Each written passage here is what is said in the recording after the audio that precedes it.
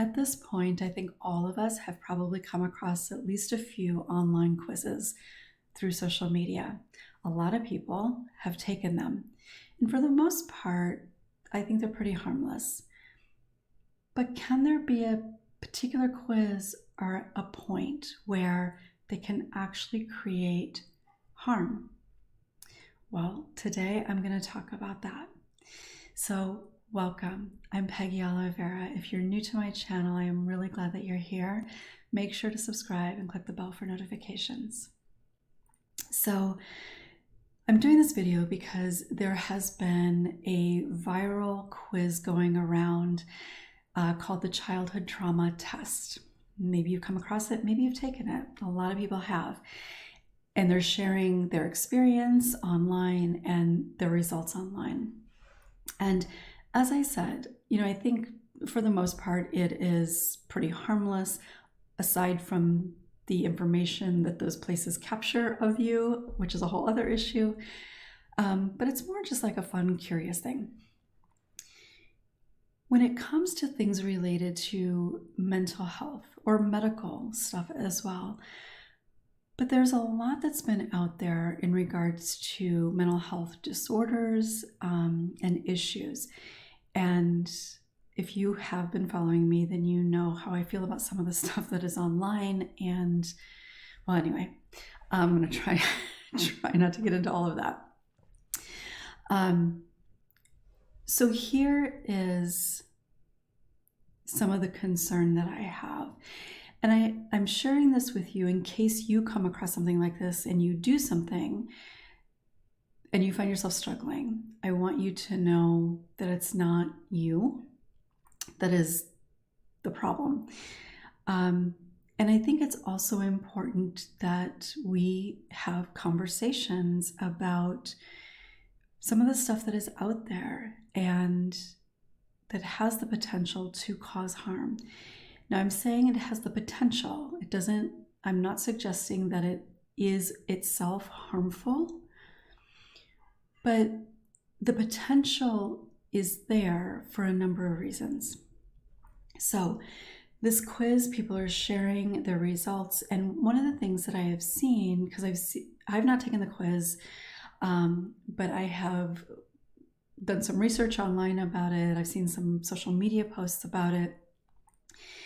And people are taking the quiz, and many of them are feeling kind of surprised or shocked by the results that they're getting.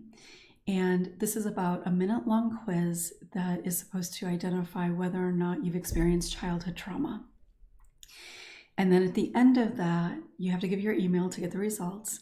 And then they offer a healing plan. Now, I've not seen a healing plan. I don't know what it entails. I don't know how much it is. You have to pay for the healing plan. But I can pretty confidently say that if you've just learned that you have experienced childhood trauma or likely have experienced childhood trauma, and of course you're going to want to heal, so you get this healing plan, and I have no idea how much it is, but I can very confidently say that that healing plan is likely going to make things worse. And I say that without knowing what it is, because unless it is a list of childhood trauma experts, there's nothing that they're going to be able to give you that is going to heal your trauma, because it just doesn't work that way, right? So the problem is twofold. One, with the healing plan, because of course, if they're giving you a healing plan, you're likely going to anticipate that that's what you need to do to help you heal, or to heal you, as a lot of people refer to it as. And it's not. And then you're going to feel like you failed. You're going to believe that you're not capable. You're going to be, the idea that you're not worthy or deserving is going to be reinforced. So that's problematic. But the other thing that I think is really important here, so if you are somebody who isn't sure, and likely because of your coping mechanisms of denial and minimization, if you're not quite sure if you've experienced trauma, And you take this quiz and it tells you that you have worked, not intentionally, it's not something you choose on a daily basis. But if you experienced childhood trauma, you developed coping skills very early on to help you get through it. And some of those coping skills are minimizing and denying. They serve a very important purpose during the time that you need them. Well, you've heard me say this before. We continue to use the same coping mechanisms because it's something we learn and then we just continue to do until we work very hard at changing those coping mechanisms. So you've gone along in your life denying the reality of your experience, which is what we all do to an extent. And then suddenly you're faced with this reality that you have likely experienced childhood trauma. And I believe there's like 5 areas that they rate, and they rate, I don't know what the lowest one is, but up to, I think, severe likelihood or severe trauma. I don't know exactly what it is. But if you get a rating that says severe, like abandonment trauma, I think is one of them, and you get severe on there, the potential harm that can create is really significant because, again, if you've been in denial about that, if you have made excuses for the abandonment that you experienced, then when this thing comes back and the rating is on there's a line that shows you how significant it is, and you're suddenly faced with, by answering those questions, that you've likely experienced severe or even mid to high abandonment trauma, suddenly you are faced with not trusting your own memories, of reevaluating the relationships in your life, doubting what you feel, what you've experienced, among other things. And that can be devastating. There are people that I've worked with who, well, everybody that I work with individually, part of what we work on in healing is actually getting to a point where they are no longer in denial or no longer minimizing the fact that they were abused, that they experienced childhood trauma, and the impact that it has. Because it's not easy to do that. There's a lot that happens on an emotional level, on an internal physiological level, as you come to terms with that reality. And you may be aware of an internal struggle somewhere, but there's a good chance that you're not, because again, the coping mechanisms are going to kick in. And generally speaking, in a situation like that, the coping mechanism that is likely going to kick in is denial or avoidance. So you'll just put it to the side. But this has been brought to the surface, so it's going to be right there. So even if you're not consciously thinking about it, it's going to have a more significant impact on how you're feeling in every moment over those few days. You're going to be more easily triggered by things. You might be completely shut down.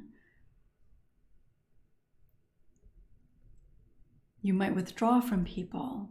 There are a number of ways that this can negatively affect you. And so the concern with these types of things is that there's no real, generally speaking, there's no real education or information that goes along with this. Now, even if there's some sort of disclaimer and it says, you know, if you've experienced this, I don't know what their plan is, their healing plan is, but, you know, you should see a trauma therapist. Well, that's good, but in all reality, that's probably not going to be your initial inclination. Because again, your self-protective mechanism, your coping mechanisms are going to kick in like that, which is going to shut down anything to keep you from feeling more. So the idea of actually talking to a trauma therapist is fairly small. And again, whatever their healing plan is, and again, I don't know. So this is just kind of an assumption based on a lot of the things that I've seen. They'll probably give you some tools. And my understanding about this particular platform where you take this test, I think they do have like a mental health, maybe they have some online counselors or something, I don't know exactly. But where you actually take this test, their website has information about meditation and yoga. And if you've followed me for any length of time, you know that I am a strong believer in meditation and yoga, actually, for childhood trauma healing, particularly sexual trauma. Huge believer in it, but not on your own. And that's what's concerning to me. And not on its own. Meditation and yoga on its own is not going to heal your trauma. Doing it on your own, no matter what it is not going to heal your trauma. And so whether it is this particular test or it is, there's other ones out there that like will say, have you ever felt any of this? Or have you ever experienced any of this? Take this quiz to find out whatever. Like, do you have this diagnosis, a mental health diagnosis? And the same thing is true there. For one thing, there's a lot that goes into making a diagnosis, and a little questionnaire is not going to cut it. It can be insightful, but it's not going to at all be an accurate diagnosis. And one of the concerns with that is that people often self-diagnose because of something like this, because they hear other people talking about it. And unfortunately, the way our systems often are set up, and of course I can't speak internationally too much because I'm not familiar with them as much, but in the US anyway, you can go into your family physician, your just regular doctor, general practice doctor, and say to them, I've been struggling with this and I think I have this. And they might ask you a few questions, but your family doctor is not qualified to diagnose you with a mental health disorder. Technically, I think they can, but they're not qualified. So when people come in and they talk about that, they will often prescribe medication for it, because in our system, especially the medical aspect of our system, that's what they do. And they do that in part because pharmaceutical companies come in and they tell them all the benefits of this medication and they give them lots of great gifts. And so they give you a prescription. And this isn't meant to be very critical of the medical profession at all, but we can't expect medical professionals to also be mental health experts. That's what a psychiatrist is. But a psychiatrist also is a medical professional, so oftentimes their training, their experience isn't necessarily in like therapeutic type stuff. I believe that's beginning to change a little bit. I think a lot of them are doing more clinical type of work, but I'm kind of off a little bit. So you can go and get a medication. You start taking this medication. You don't really understand the implications of it. And you might be treating something that you don't even actually have that can actually exacerbate certain types of things. So that's a concern that I have about this type of stuff. And so is it okay to take these kinds of quizzes? And I think the same is true for in the online space, like when you see people that have really large platforms and they talk a lot about mental health. One of the concerns there is that it's hard as just a consumer of that information, of social media. It can be really hard to recognize who is speaking from a place of expertise based in education, professional training, professional experience, versus what they've read and heard. and maybe experience themselves. I want to be clear, both have benefit. Both, I think, are important to the overall conversation that we need to have around mental health and trauma. But again, as a consumer, we don't necessarily know the difference. And unfortunately, because of the online entrepreneurial space and social media, sometimes people that don't have the professional education and training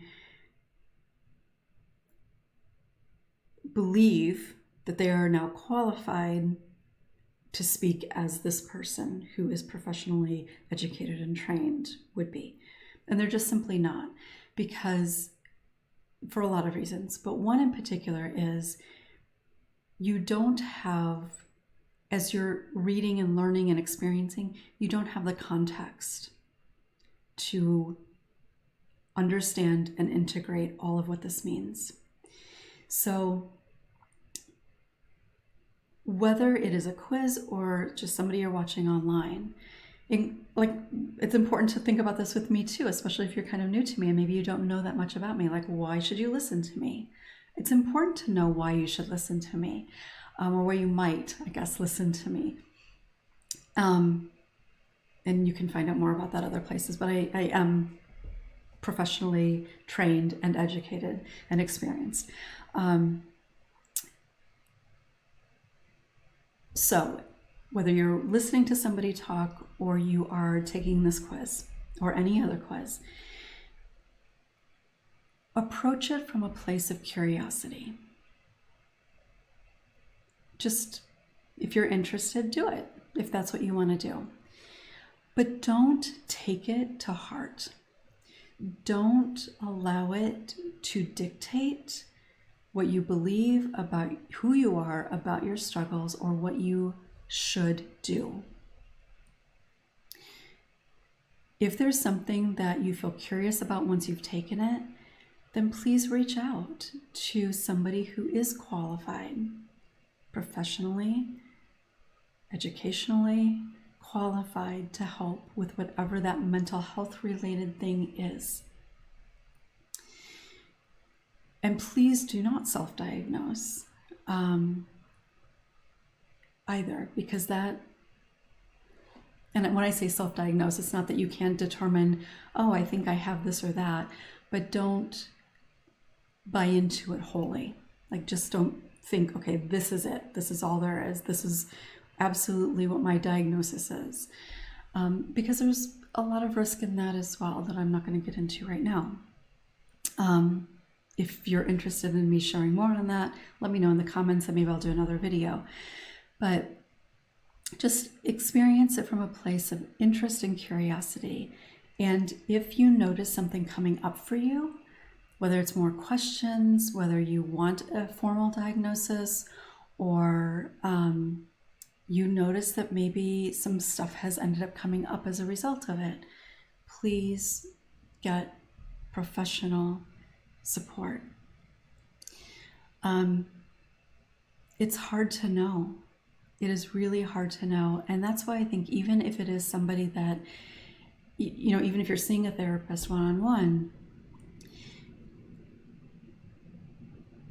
there are going to be things that you might hear from somebody that you might question.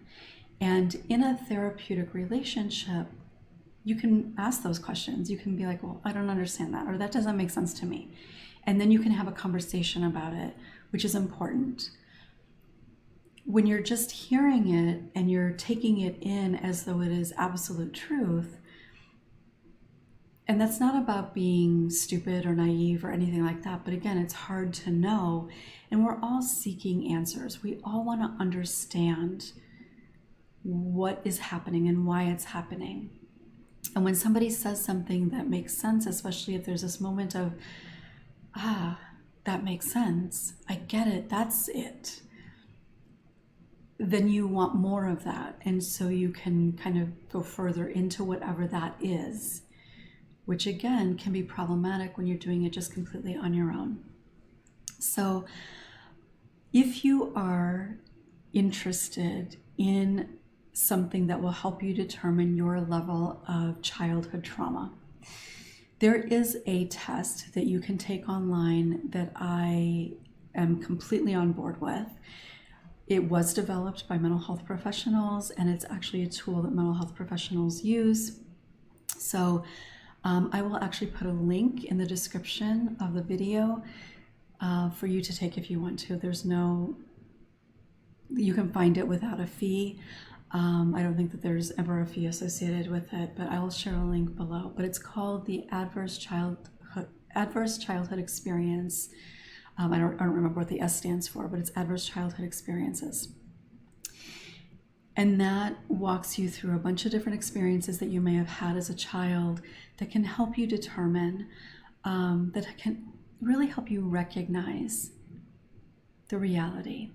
But again, remember that if you are facing that reality for the first time, or maybe even the 10th time, but you've never done anything about it before, it can bring up a lot, because it's kind of bypassing that coping mechanism for that moment.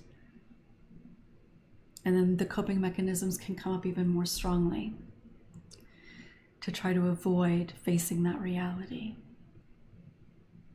Because like I said, that's something that I have to work with clients, sometimes for months. And sometimes even beyond that, things will come up and we'll have to talk about the reality. We'll have to talk about the fact that they're denying how significantly they've been impacted throughout various aspects of their lives. So I'd love to hear from you. Have you taken some of these quizzes? What was your experience like? I tend to not really take many of them because I don't want to give out my information, but I know a lot of people do. I see people share things online all the time, but I'd love to hear your experience. Have you come across that childhood trauma test yourself? I'd actually love to hear what your experience was with that if you'd like to share. So thanks so much for watching. If you found this helpful, please make sure to give it a thumbs up. And again, if you have not yet subscribed, make sure to do so and click the bell for notifications. I'll look forward to seeing you next time.